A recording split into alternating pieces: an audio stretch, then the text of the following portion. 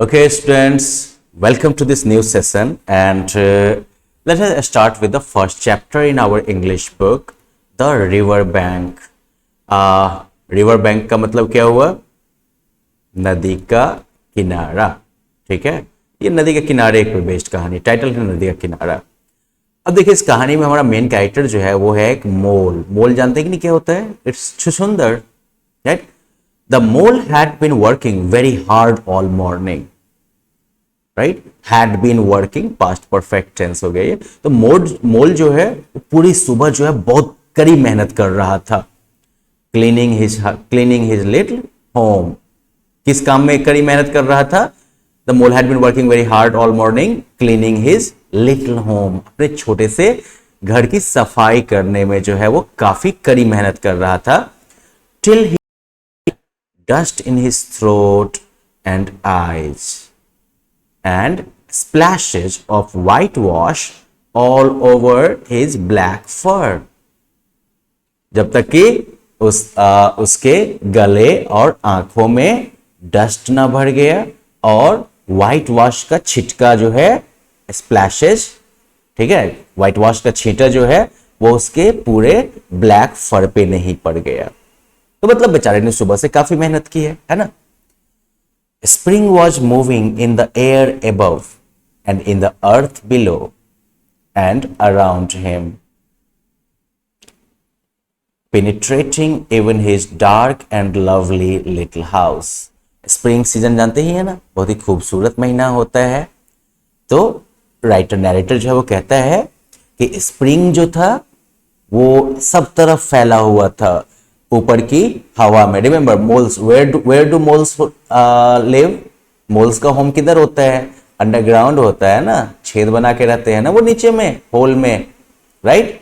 तो फिर तो ऊपर जो है, ऊपर भी स्प्रिंग जो है वो हवा में फैला हुआ है, नीचे अर्थ के नीचे भी जो है वो फैला हुआ है, और हमारा मोल जो इधर काम कर रहा है उसके चारों तरफ भी ये स्प्रिंग जो है वो फैला हुआ है. Even in his dark and lolly little house. Okay, वो जो है पेनिट्रेट मतलब होता है छेद करते हुए आ जाना एकदम से जबरदस्ती. तो स्प्रिंग जो है वो बिल्कुल छेद करते हुए जो है उसके उस अंधेरे और जमीन के नीचे वाले छोटे से घर में भी स्प्रिंग फैला हुआ था. It was small wonder that he suddenly flung down his brush and said. और इसलिए ये बहुत छोटे आश्चर्य की बात थी कि उसने अचानक से जो है अपना ब्रश फेंक दिया और बोला नो मोर क्लीनिंग, अब बिल्कुल सफाई नहीं. And made for the steep little tunnel which took him to the surface of the land. और जो वो स्टीप टनल था, सुरंग था, स्टीप मतलब बहुत ही तेज ढाल वाला, उस स्टीप टनल की तरफ वो चल पड़ा जो कि उसको लैंड के सरफेस तक लाता, ठीक है, ऊपर तक लेके आता. सो ही scraped and scratched and scrabbled till at last with a pop his snout came out into the sunlight. तो उसने जो है स्क्रैप किया मतलब मिट्टी को जो है कुड़ेदा, स्क्रैच किया, खरोचा, मिट्टी को जो है साइड करता गया, जब फाइनली जो है पॉप के साथ जो है उसका थुथुना जो है, स्नॉट जो है वो सूरज की रोशनी में निकल गया. ठीक है, सूरज इधर से अपनी रोशनी दे रहा है ना, तो सूरज की लाइट, सनलाइट में वो निकला बाहर. And he found himself rolling in the warm grass of a great मीडो.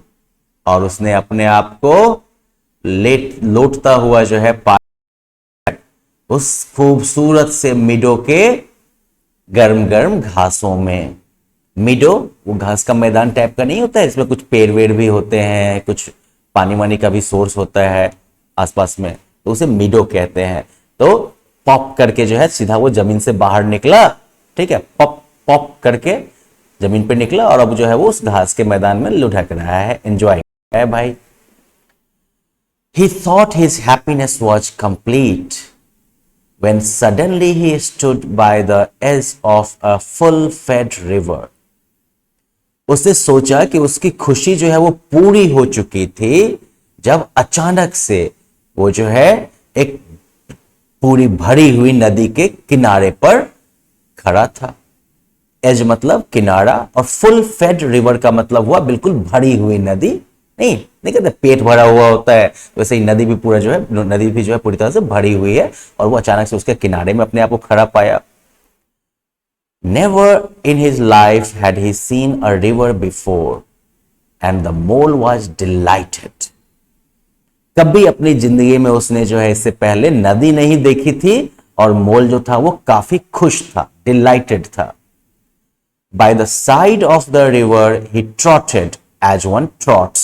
Trot जैसे नहीं घोड़ा वगैरह नहीं, जैसे छपक छपक करके चलता रहता है एकदम से खुशी में, तो वैसे ही नदी के किनारे जो है वो ट्रॉट कर रहा, उसने ट्रॉट किया जैसे कि ट्रॉट लोग करते हैं, ठीक है ना। When very small, by the side of a man who holds one fascinated with exciting stories. ठीक वैसे ही जैसे कि बहुत छोटा बच्चा जो होता है वो उस आदमी के साइड में चलता है ना, जो कि बहुत ही अच्छी अच्छी कहानियां सुनाता है, वैसे ही वो जो है उस नदी के किनारे चल रहा था। And when tired at last, he sat on the bank and looked across the river. और जब फाइनली वो थक गया तो वो जो है नदी के किनारे बैठ गया और नदी के दूसरी तरफ देखा उसने। तो नदी के दूसरी तरफ क्या है? Well, a dark hole in the bank opposite, just above the water's edge, caught his eye. एक मान लो कि ये नदी हो गई ना, तो नदी में पानी का जो लेवल है उसके ठीक ऊपर जो है एक काला काला जो है छेद था, होल था, ठीक है, और उसी पे उसकी नजर पड़ गई। उसी होल ने जो है उसकी नजर को रोक लिया। And dreamily he considered what a nice and cozy dwelling it would make. और हम सपनाते हुए आदमी से नहीं सोचता है, वैसे ही वो सोचने लगा कि कितना अच्छा और मजेदार घर होगा for an animal with